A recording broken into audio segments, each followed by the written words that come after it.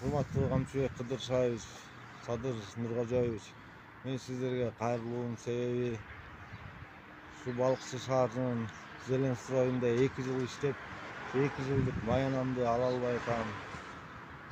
Жумуштан чыгып калганыма 2 жыл болду. Ошол жакта коррупциялык иш болуп атканын ачыкка чыгара коем деп жумуштан да чыгып калдым, трудовойум да булганып калды. Анан ошо айлыгымды ала албай 2 жылдыгымды барбаган жерим калган жок. ГКМга кайрылдым, прокуратурасына, сотуна, антикоррупционныйына баарына тең арыз менен кайрылдым. Биз да жооп болгон жок. Бири дагы бир кыймылдап койбойт экен.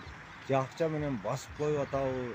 Арга жоктуктан эми сиздерге кайрылышка туура келип атат. Жардам берип коюңуздар деп өтүнөм.